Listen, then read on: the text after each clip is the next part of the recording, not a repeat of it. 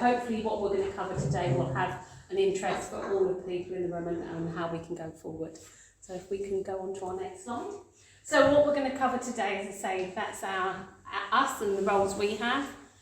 And if we go to the next one, that's lovely. So what we're going to cover today is sort of five main key areas. So we're looking at ordinarily available ASCEND support, the graduated response. It's something that you may have heard of being discussed in Merton, and Tom's going to give us an update and tell you what's happening. But this really is about what happens for our young people in our schools before they get the EHCP, and thinking about what we would expect leading into our assessments of what's being provided for our young people before they come into our service. Then Connor's going to take us through the journey of the education healthcare needs assessment process, and if you're applying for an EHCP, what you need to have as evidence and thinking about that process. Then we're going to look at the particular sections of an education and health and care plan. So what is an education, health and care plan? We always talk about this document as though everybody knows what it is, but we want to break it down and think about what goes in each section and how that all pulls together with the advice and appendices to produce the plan that you now know. And then we're going to also then talk about the care plan reviews. So the annual reviews or the interim reviews, we're going to think about what is an annual review, what you should expect from an annual review, the different stages of an annual review, because actually it's not just the review, there's pre and post stages. And then what we're going to talk about is a little bit about what you do if you disagree with the local authority decision. So the legal part at the end around that. And then at the end of it all, we're going to then think about questions. So as Tracy said, if you have any questions, please come back to us at the end and we will try and answer them as best we can. So on that point, I'm going to hand over to Tom, and then we're ready to get going. Great. Thanks, Georgie. So yes, I'm going to start by talking to us about this. It's like a bit of a jargonistic term, isn't it? Ordinarily available provision.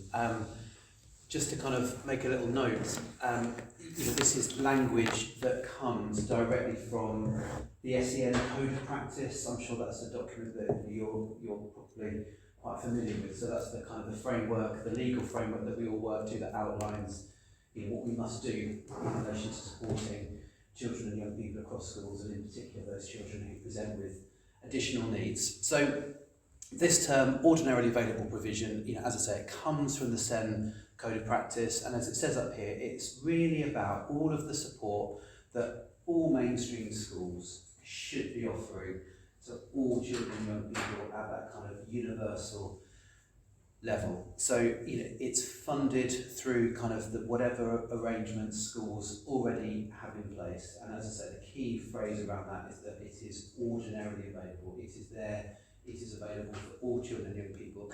And I was just thinking actually as you were going around the room and thinking about the different kind of stages that your children and young people may be at within the process, that just because a child has an education, health and care plan doesn't mean that they wouldn't also be accessing this kind of universal, ordinarily available provision, the kind of the education, health and care plan, the provision that sits in that, we'll talk about later, might sit above that, but actually there'll be lots of this kind of SEN support, universal provision that should be available to children and young people all the time.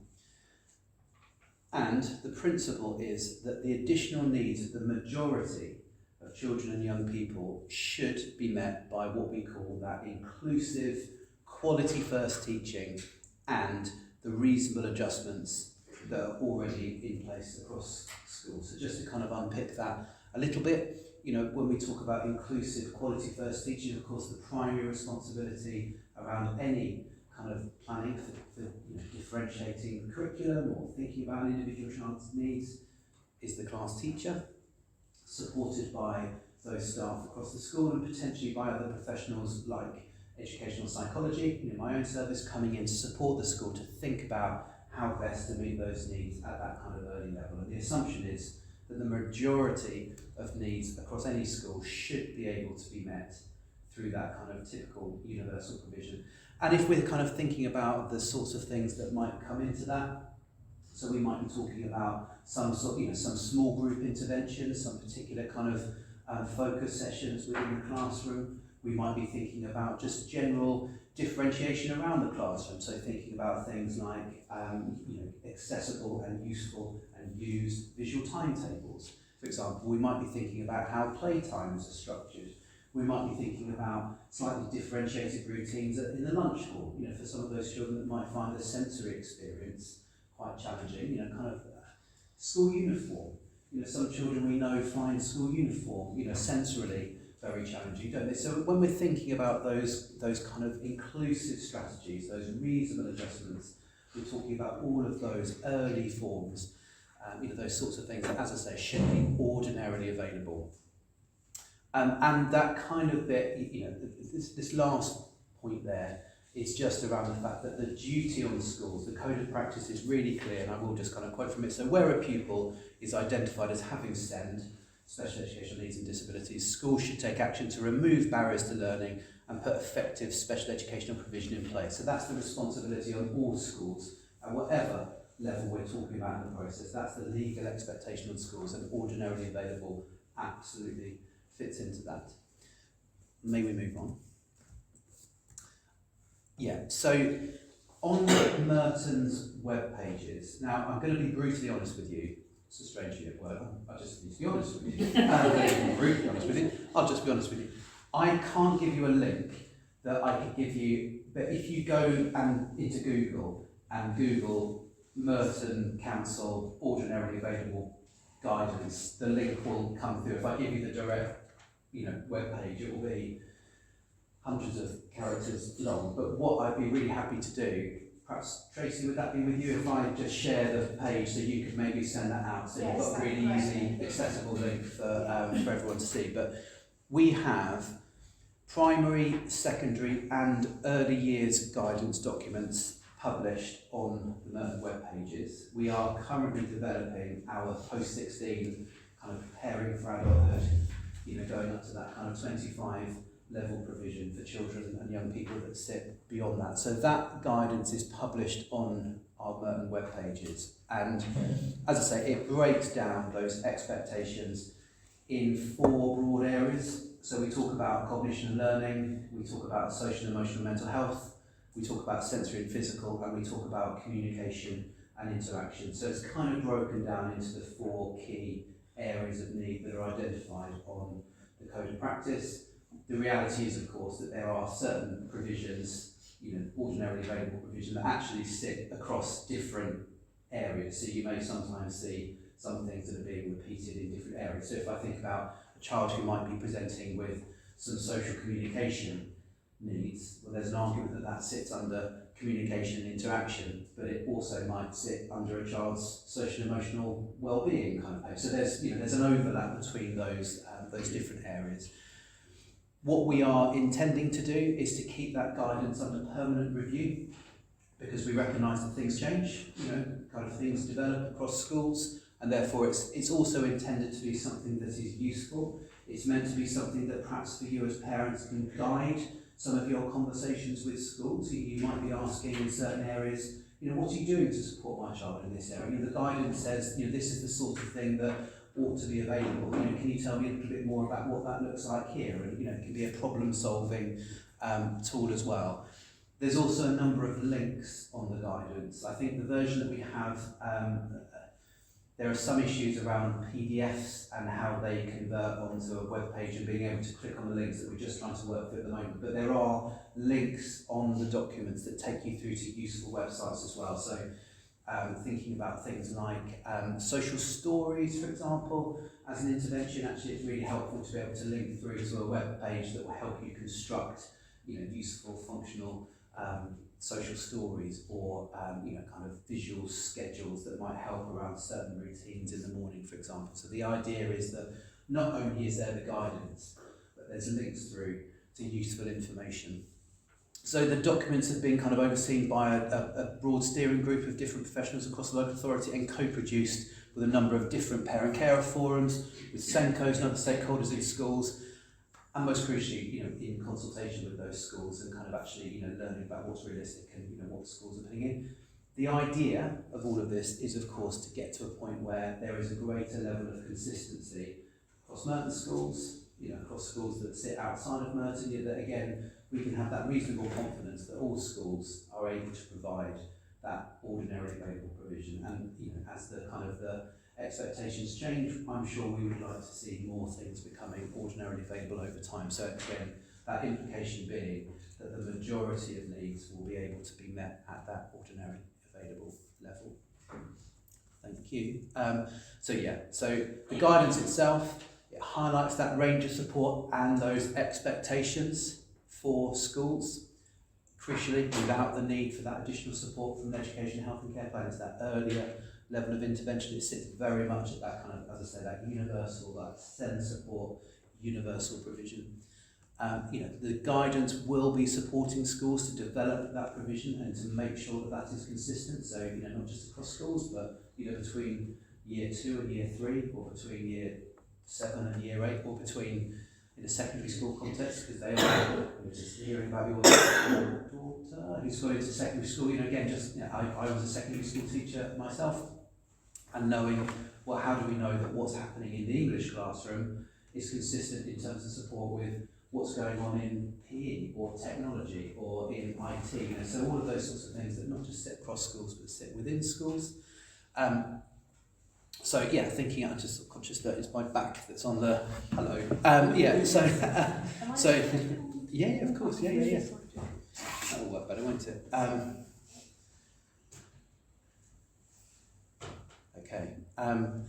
And so it's very much the idea that schools will be using the ordinarily available guidance specifically around the graduated response. So the graduated response is when we talk about the need to assess children's needs.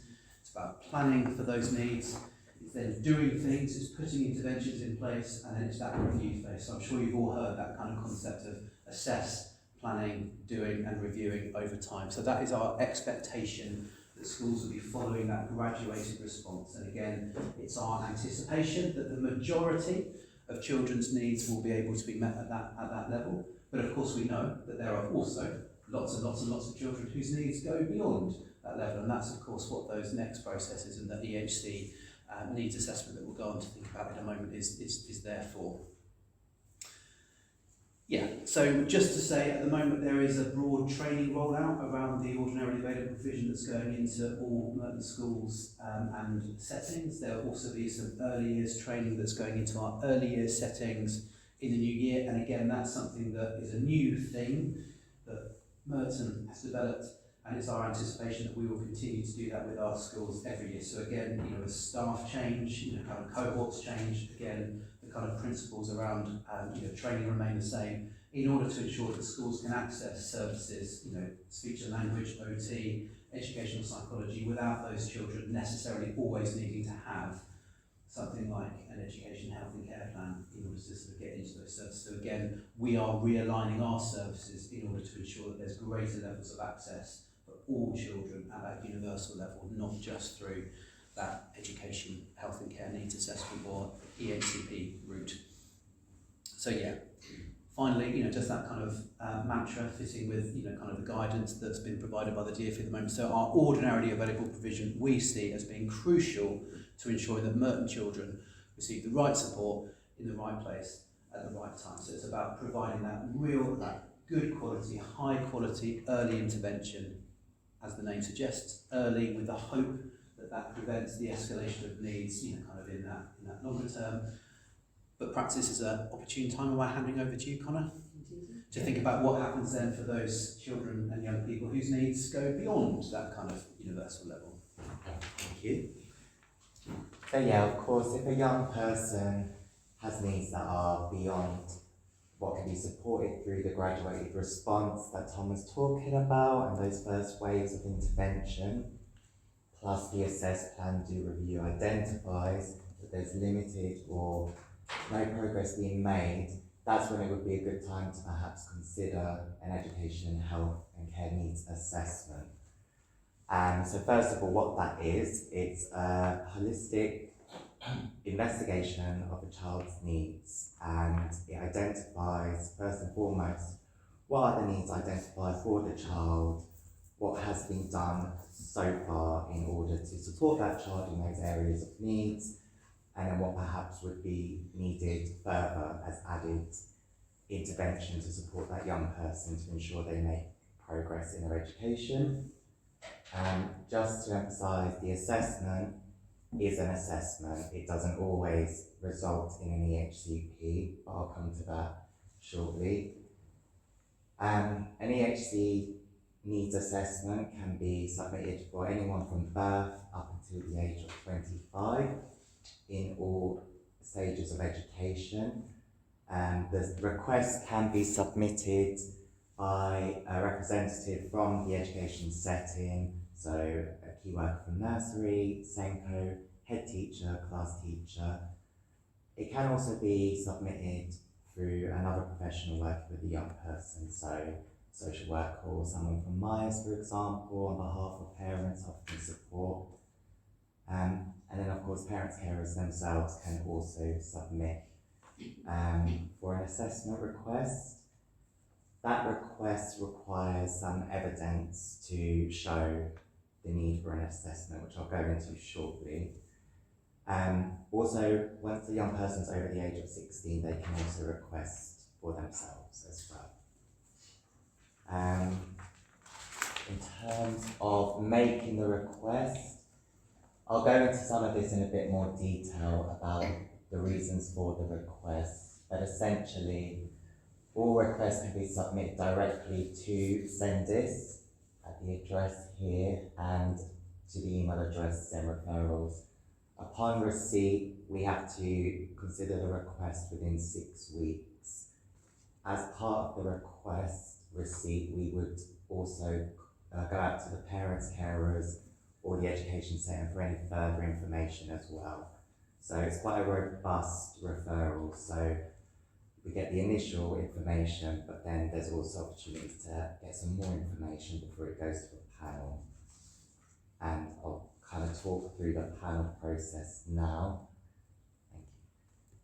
So when we receive a request, we will consider that, as I say, within 6 weeks, we have to make a decision. It's considered by a multi-agency panel. So that panel is made up of representatives from the SEN team. So myself, I attend that panel. Educational psychology, Tom attends that panel as well. We also have representatives from occupational health, speech and language therapists, from health as well. So it's quite a robust, multidisciplinary. You make sure that everyone has the opportunity to make their points known. People have different areas of expertise. They might pick up on things that others might not as much. So it's very balanced and fair. That's the approach. And it's not just anyone's one voice bulldozing through, if you will. In terms of what is important for a request, it is an evidence-based approach. So we need to see evidence, and going back to what Tom was saying about the graduated approach, we need to see that interventions have been practiced, what the outcome of that has been. We need to see evidence of the assess, plan, do review cycle.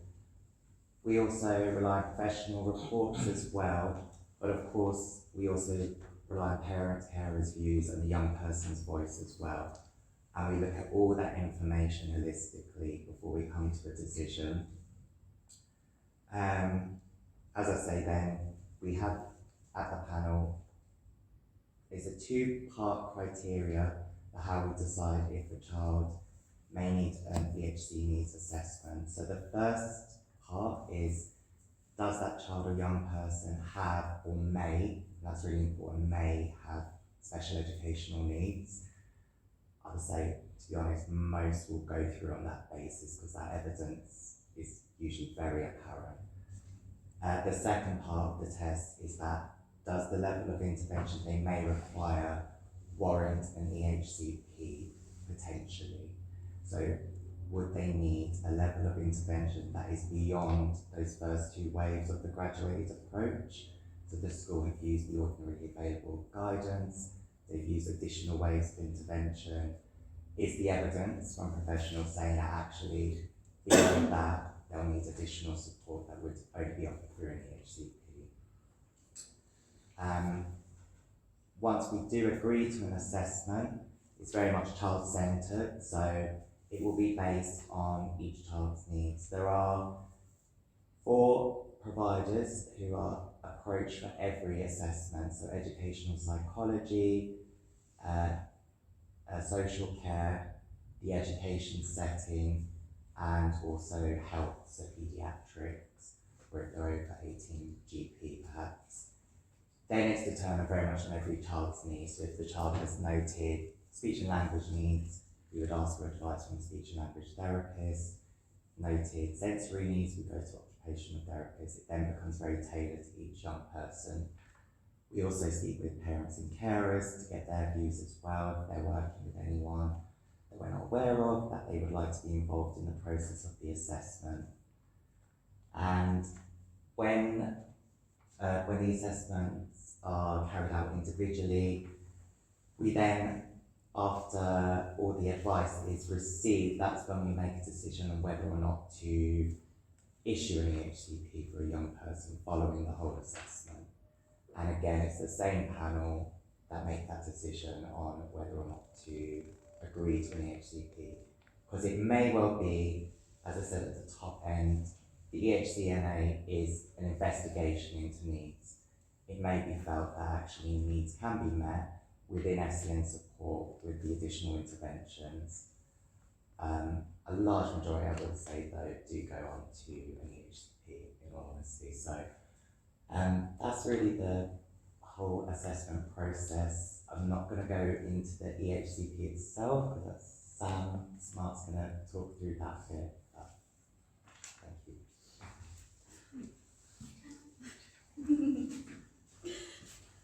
Okay, so if it's deemed appropriate that your child or young person will have an EHCP, you'll often get, well, you will get a draft EHCP and then that will be finalised eventually.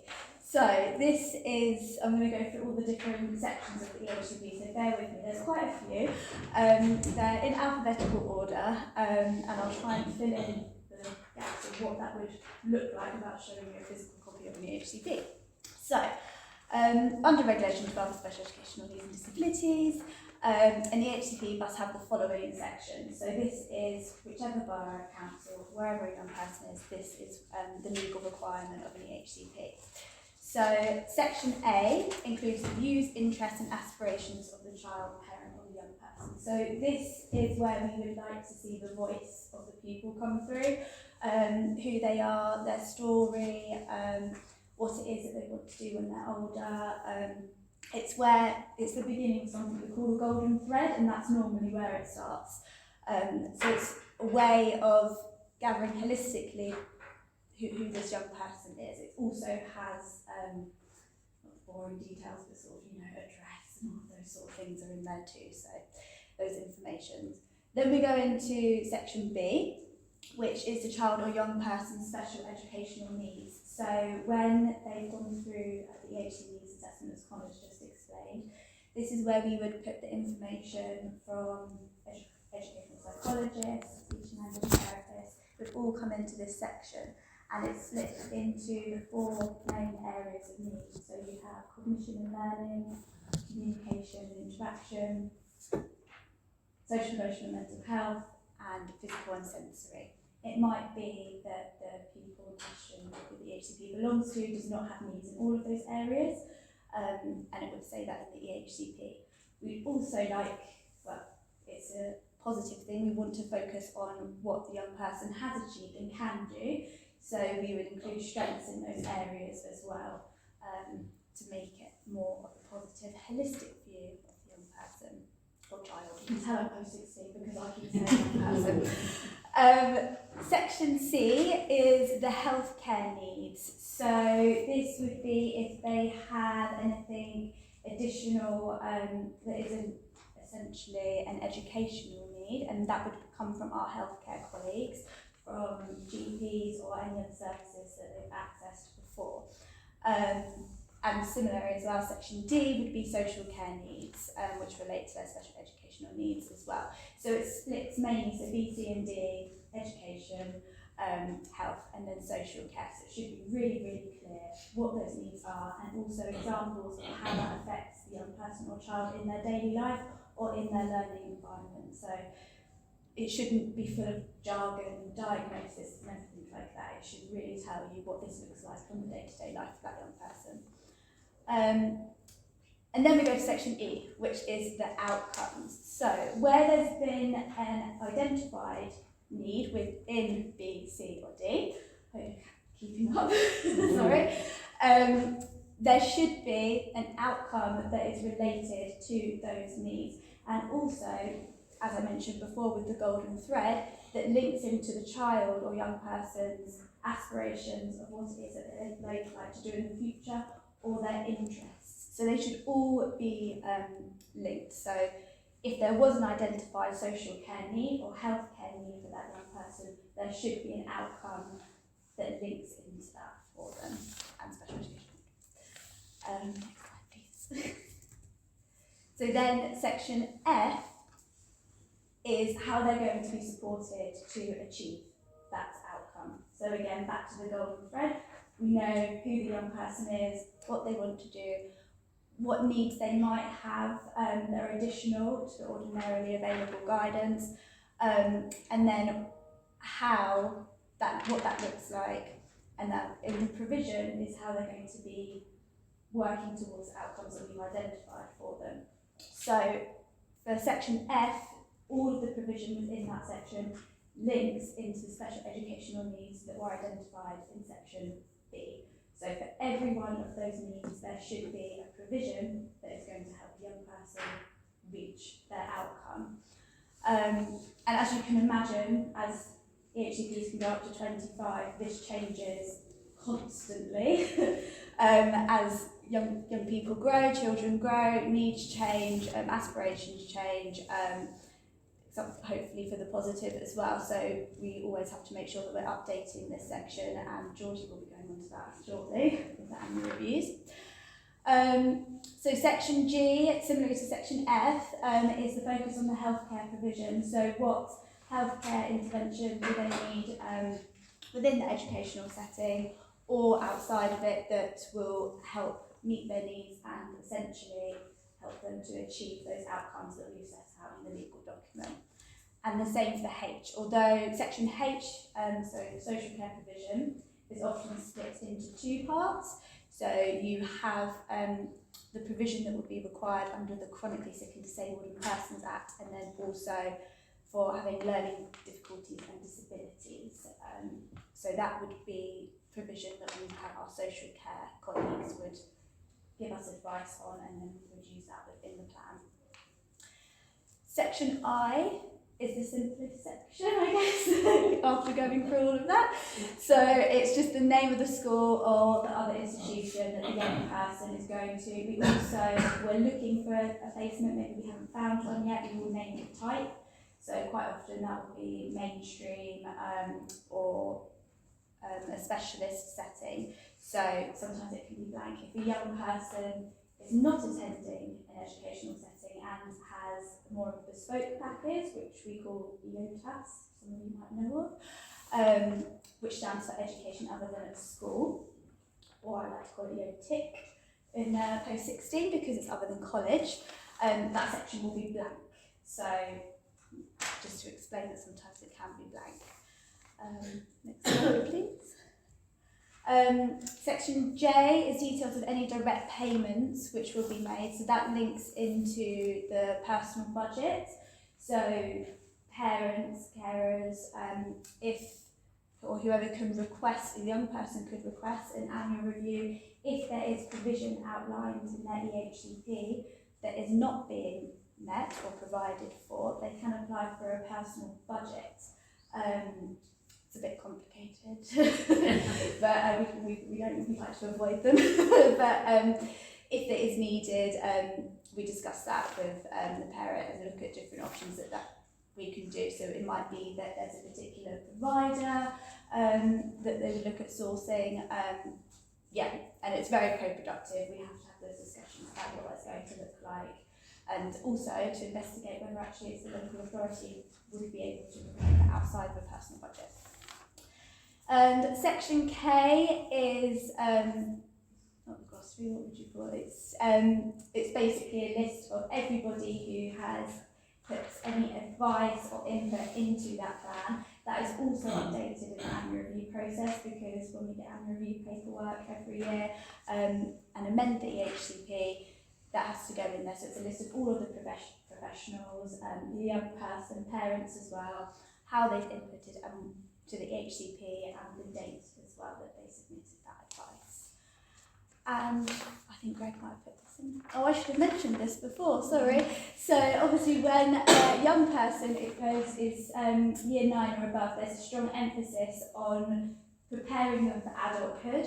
So in the provision within the EHCP, once they're year 9 and above, we should really see that. And also within section B, the educational needs, we should be looking more about what that young person needs to make them ready to go into the community, the world of work, or whatever their pathway might be, and how we're going to help that. And there should be an outcome of 1, 2 or 3 linked to that area as well.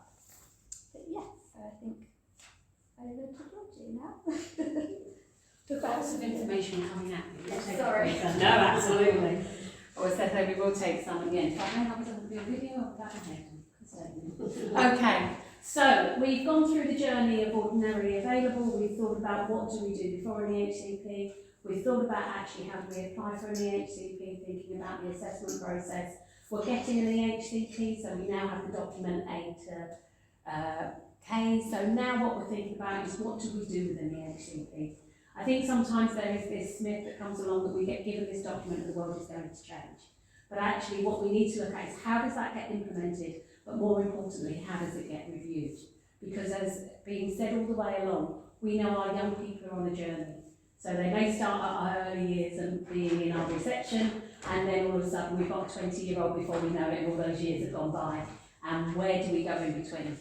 So an EHCP document has to be reviewed in relation to section 44 of the Children and Families Act. We tend to refer to it as the Act. Requires the LA to review them every 12 months from the date of from the first EHCP issued, and then in every 12-month period. So basically, within a 12-month period of an EHCP being finalised, we should be reviewing it. So that's the cycle that we should be considering. There is an overriding duty on us as the LA to ensure that the review meeting takes place. However, we do delegate this to our schools, because in Merton we have about 2,500 EHCPs, and there is a few of us in the SEN team, but there's not enough of us to manage every one of those reviews. So we delegate that to our schools, and our schools work with us to arrange those meetings and carry those meetings out. What we do at that point is each year now we send a list out to our schools in the summer term, and we ask them to give us the review dates for the year going ahead, so that we as the SEN team know when those reviews are happening, because we will try to attend as many of those reviews as we possibly can. So we don't need to attend every review because some are very straightforward, but if there's a change of placement, if there's some concerns, if we're at a key transition phase, so key, for instance, year 5, year 11, reception, nursery to reception, we would make sure that as the SEN team were there at those reviews. What we need to think about is the child or young parents, educational settings, SEN team should be invited to the review meeting along with any other professionals that are working with that child or young persons.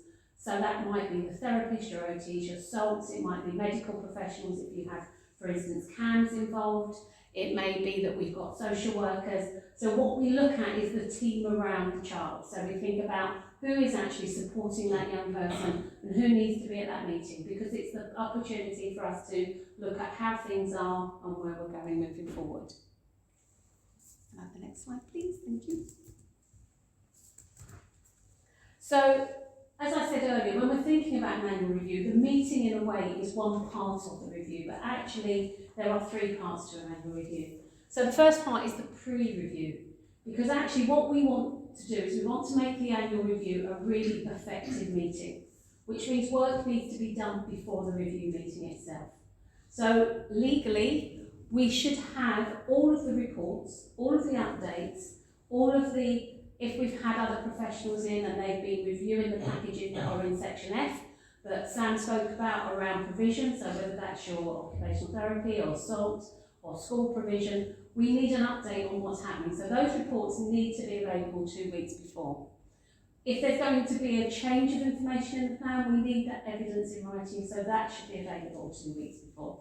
What we don't want to do is get to the meeting and then say, poor Melanie just raised her eyes at me, but we go to the meeting where we say, and what we need now is, because actually we're already in the system.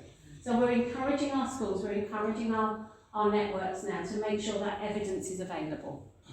So 2 weeks before, you should get copies of all that. It also gives you time to read it, because like with all our documentation, there's lots and lots of information in it. So getting it 5 minutes before a meeting isn't good enough, because you don't have time to digest it or think about what's there, or actually formulate your questions as parents that you may want to ask and bring to that meeting. So we want to give time for that information to be digested. So the education setting must seek advice and information about the child or young person prior to the meeting from all parties, and send the advice and information gathered to all of those that are attending the meeting and to the local authority.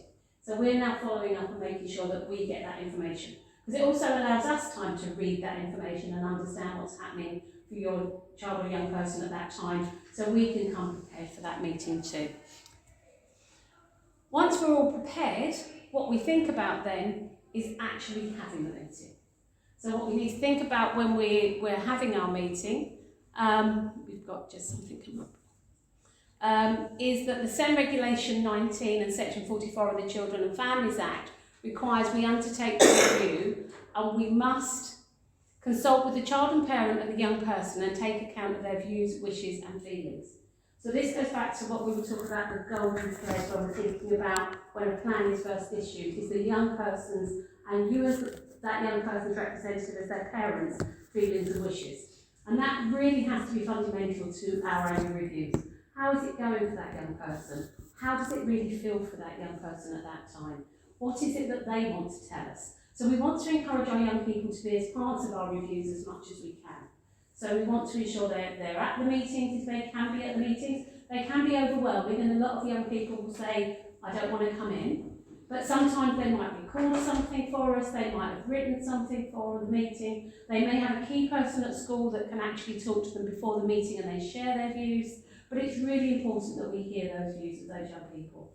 You know, when we've got littlies, it's quite hard, because how do you get that information? But it might be a picture they've drawn, or we can do a sticker process, or we can do happy faces. There's lots of things that people can imaginatively do to get the young person's voice into the annual review. So that is key for us as a local authority at the moment, but we really want that to be something going forward. We also have to consult the school or other institutions attended by the child or young person, so we want the school to be telling us how it's going. So actually, how is it happening? Is that provision in Section F being put in? What's happening for that young person? Are they enjoying a particular subject? Is there something that's not quite right? So we need to get that really holistic view about how it's working within the school. And then we need to consider the child or young person's progress towards the outcome specified. This was Section E of the plan when we were talking to Sam earlier, and how they remain appropriate. Now our outcomes are normally done over a key stage, so that if you like the umbrella targets in a plan, so they are long-term targets, so they may not change every year, but certainly what we want to do at every annual review is review them. Are we on track? Is this the right direction? Or is actually what we've set in the outcome at the moment going in the wrong direction, and therefore we need to tweak it or we need to rewrite it to think about what's happening? Because as we've said all the way along, our children change over time.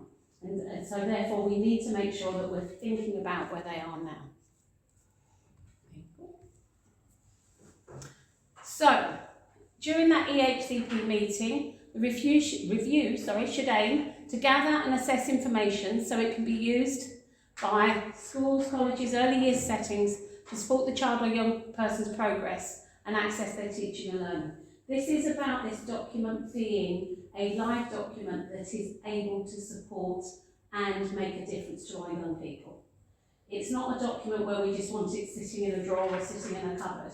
This needs to actively change the direction that our provision is being provided, so it makes a difference to our young people. So what we want to review at the review is it working? Is that section of strengths and needs still the same, or have they changed? is have we got all the correct information? Have we got further diagnosis over a year? A lot of children will take time to go through, for instance, an ASD or ADHD diagnosis process. So we may start with a child that has no diagnosis. By the time we get to year 2 or 3 or 4, they may have further diagnosis. Is that information in the plan? And as Sam said, it's not about just the label. What's the impact of that? Or what is it that needs to happen to support that going forward?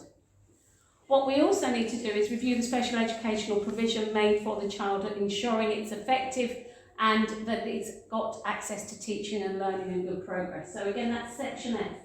So thinking about, are they the right provisions in place at the moment? Have some of those provisions happened and do they need to change? So it may be that when we start a plan and we think about an EHCP, things will be put in and we may be putting in provision, for instance, at a higher level, or it may be that we're putting in a specific intervention for a set period of time. Has it happened? Did it work? What was the outcome? Do we need to take it out and put something else in? What we need to be careful of when we're reviewing the document is that we're looking at holistically to put things in as well as remove them.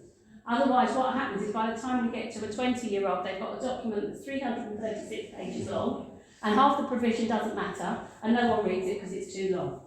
So we want our provisions in our EHCP to be succinct, we want them to be specified, we want them to be clear, and we want them to be relevant, because that way then they make a difference.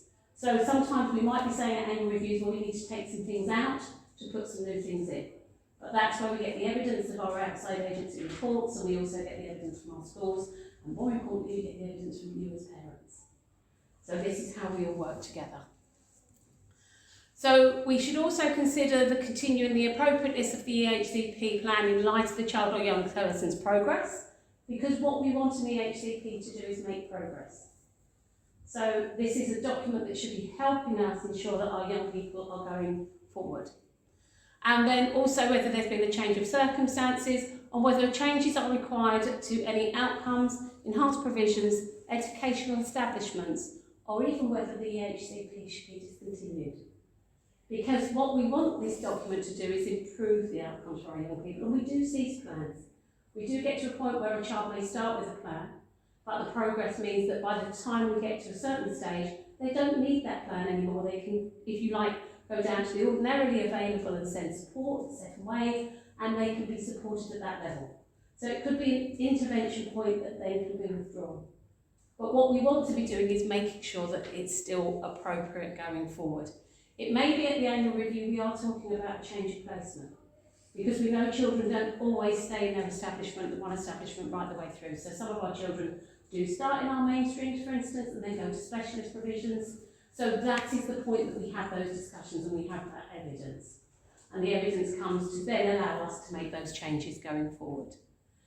We need to set new interim targets for the coming year where appropriate, and need to look at new outcomes. So the interim targets would be the SEN support plan that the school would hold in relation to the EHCP, but what we see is taking those outcomes, that umbrella of are we trajectorily going in the right direction.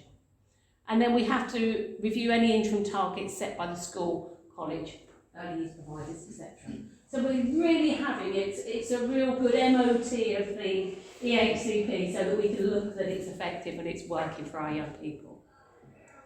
Thank you. Next one, please. In relation to preparation for adulthood, which Sam briefly touched on earlier, when we're thinking about reviews from year 9 onwards, there must be that focus on preparation for adulthood. My background's early years, so I would argue that actually we start preparation from adulthood in early years, because we start teaching our children the skills they need for life going forward. But we know within the code that year 9 is that crucial year where we're saying actually now we really need to be thinking about what does the future look like for our young people. And we need to focus on employment, independent living and participation in society, as we talked about. So transition planning must be built into the review, and it needs to include, where relevant, the effective planning for people moving from children to adult care, adult social care and adult health. I think for the parents of the young people here that have probably gone through that journey, we know it's a really challenging time, because systems and processes and legislation and law change. So going from being treated as a child to be treated as an adult is very, very different. and it is very difficult. So we try and smooth that over as much as possible by being prepared at year 9 to start those conversations. Because this is at 14, we've still got some time before those adult services kick in. With health, sometimes at 16, and with ed social care at 18. But it gives us time to start being prepared. And where a young person is nearing the end of their time in formal education, and the plan's likely to cease within 12 months, the annual review should consider any effective transition into the EHCP and whatever the young person will be doing next. So obviously one of the key things about an education, health and care plan is education. It is the big E. So although there are other aspects to the plan, when we're thinking about the end of an education journey and the EHCP ceasing, which may happen any time realistically between 18 and 25, what we've got to think about is what happens to that young person when that document's not there and when that support network's not there, and what are their next steps? Are they going into adult education, for instance, that may not need an EHCP? Are they moving into some kind of community support? They may well be moving into working and employment of some kind, but how do we make sure that that structure is there as part of an exit strategy, if you like, during that review? So that's a whistle-stop tour. The other thing that we haven't put on there, which I thought we would have had, but we'll just talk quickly, is at the end of the process and the annual reviews, what we will do is the local authority has a 2-week window for the schools to get the information back regarding the meeting, what took place, the discussions and the paperwork. We then have a further 2 weeks to write to you with a proposed amended plan and what's called a notice of intent, which is whether we are going to amend the plan and make changes to it, or whether we are going to what we say is issue without any change, so a no change.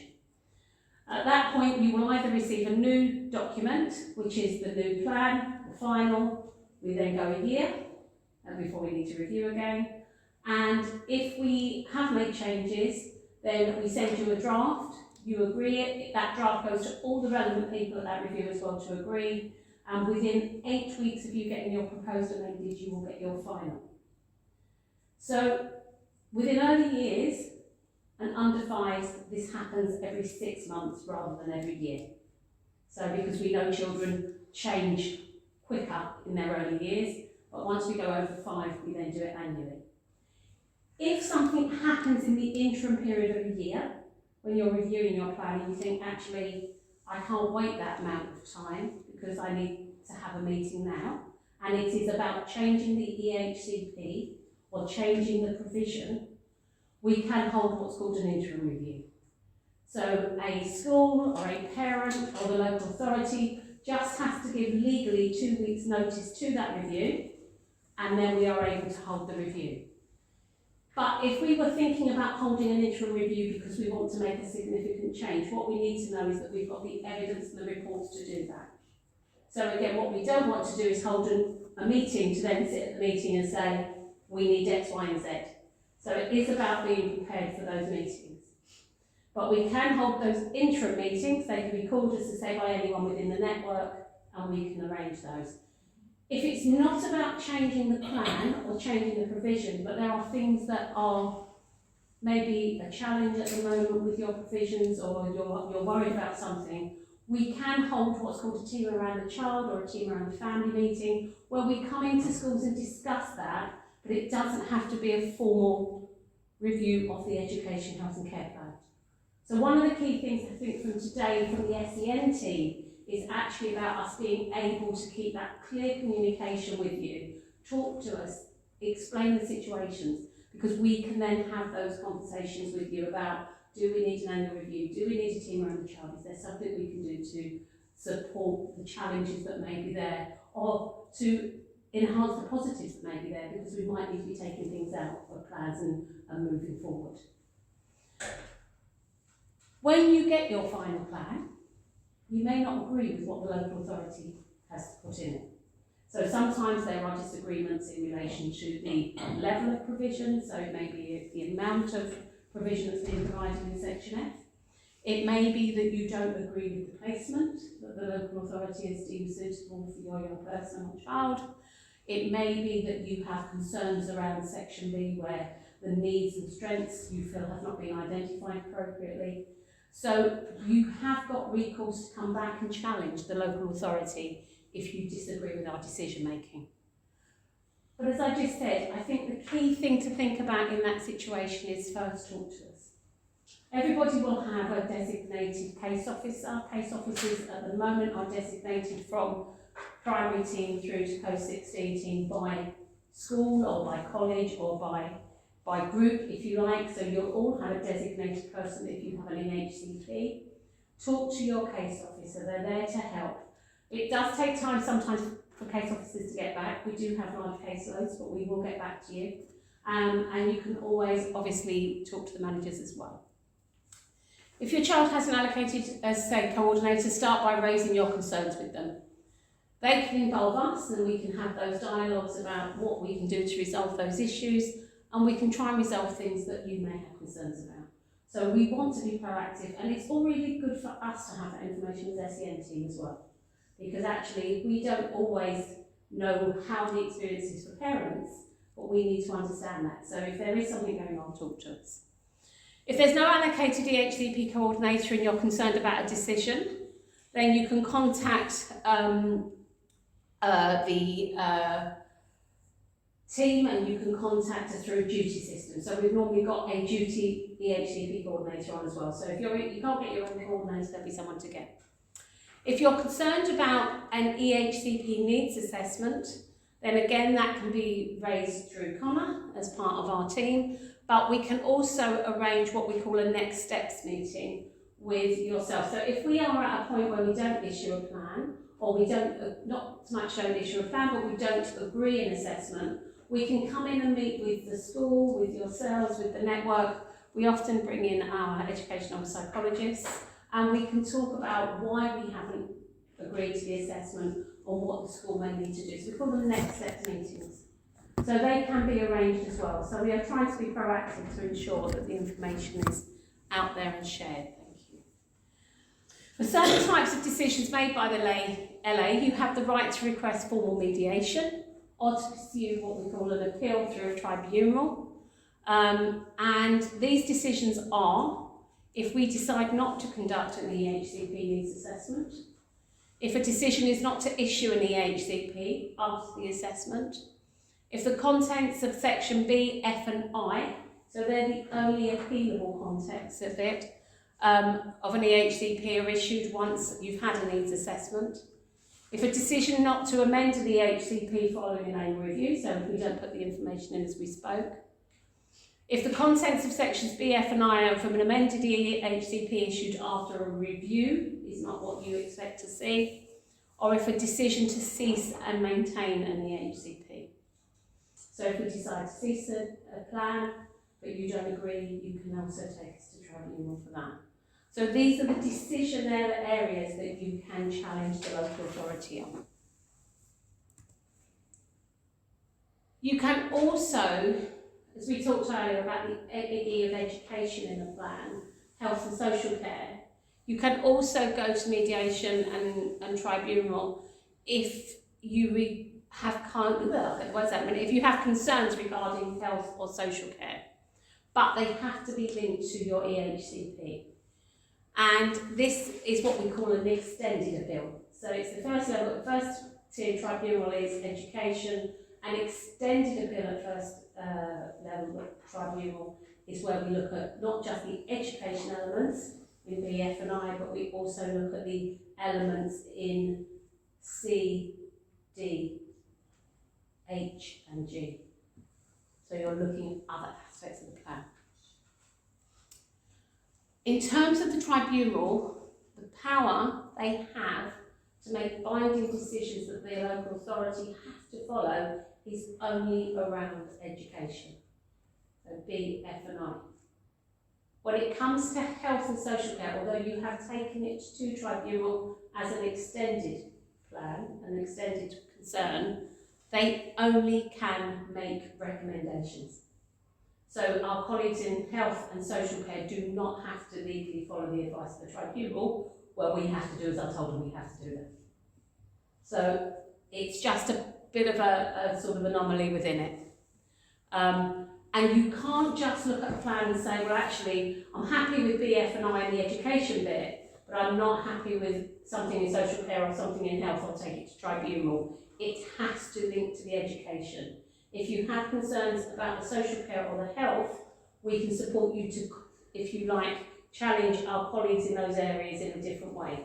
You can go down the complaints routes with those services, or you can go down the challenge with those services separately. But when we're looking at the tribunals, it has to link to education. So, some examples of decisions where you cannot appeal. So I think there is sometimes an assumption we can appeal everything. We can't always do that. There are certain things within the law that you can't appeal.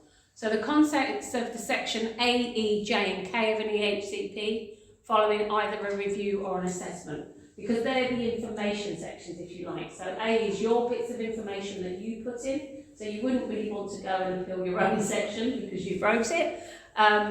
E is the outcomes, so they are based on the professional advice, but actually E should link to B or F, which you can appeal, but you cannot appeal the outcomes in the middle. J is the personal budget, there isn't appeal on the personal budget, and K is obviously just the appendices, it's information around the plan. So the key elements are there. You cannot appeal a decision to use a particular provider for educational provision, for example, relating to OT or SALT. So if OT is provided in Merton as it is at the moment by the London Children's Practice, but you want George's practice to provide it, you can't take me to tribunal just because you want a different provider. What you can take me to tribunal for is if the provision in section F of OT is not what you think should be being provided. It's around the provision rather than who's providing. A decision to not arrange a certain professional assessment, i.e. an educational psychologist, if we don't agree to do certain assessments or the local authority do not feel it's appropriate to do further assessments, one of the things we are very conscious about is over-assessing our children, because when you're in a system you can be assessed and assessed and assessed and assessed and assessed and assessed. We don't want to do that. That doesn't give us the information we need. What we want to look at is more a review of how things are going, but we can't be taken to tribunal about not carrying out certain assessments. The ceasing of an EHC for a person over the age of 25, we can't go to tribunal for because legally there is an age limit. Children have EHCPs up to 25, so there is no recourse to that afterwards. And a decision to continue to maintain an EHCP, which is an interesting one. So actually you may feel that a young person doesn't need a plan and your young person doesn't have to have an EHCP, we may feel they do. You cannot challenge the tribunal on a decision to maintain an EHCP.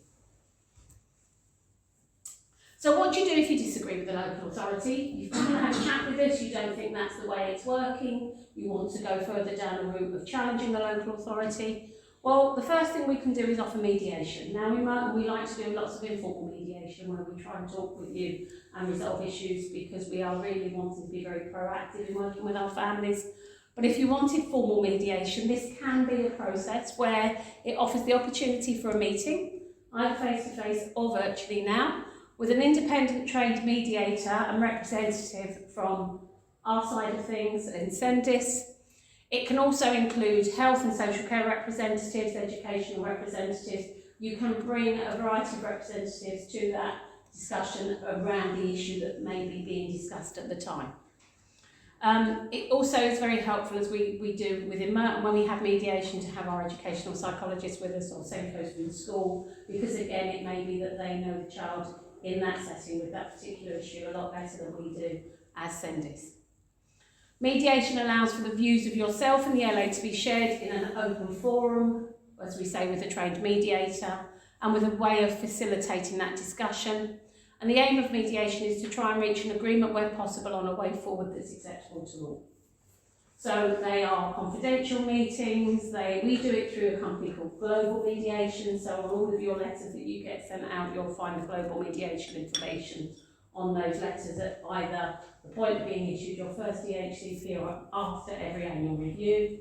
And it's an opportunity really for us to have those dialogues and those discussions.